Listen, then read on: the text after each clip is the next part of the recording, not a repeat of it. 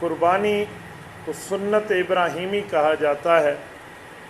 اس لفظ سے بعض لوگوں کو یہ غلط فہمی لگتی ہے کہ قربانی تو سنت ہے، کرو تو بھی ٹھیک ہے، نہ کرو تو بھی ٹھیک ہے، کیونکہ اس کا نام سنت ابراہیمی ہے، کوئی فرض ابراہیمی نہیں ہے، واجب ابراہیمی نہیں ہے، اس لیے قربانی کر لیں بھی ٹھیک ہے، نہ کرے بھی ٹھیک ہے۔ یہ بہت بڑی غلط فہمی ہے، اس کا سمجھ لینا بڑا ضروری ہے کہ سنت کا ہر جگہ مطلب وہ سنت نہیں ہوتا جو عوام سمجھ لیتی ہے کہ سنت ہے، کر لو ٹھیک ہے، نہ کر لو ٹھیک ہے۔ سنت کے دو معنی آتے ہیں، ایک سنت تو وہ مطلب ہے جو آپ کہہ رہے ہیں، اور ایک سنت کا مطلب ہوتا ہے مسلمانوں کا طریقہ۔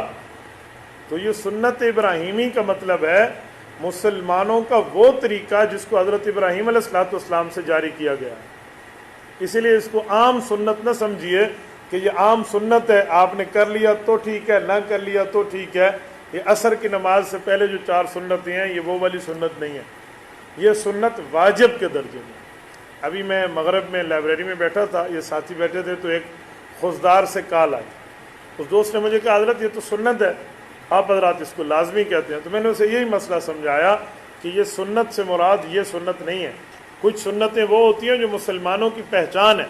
پھر میں نے اسے مثال دی، میں نے کہا حدیث پاک میں الختان سنت للرجال، یہ ختنہ کرنا مسلمان کی پہچان اور طریقہ کار ہے۔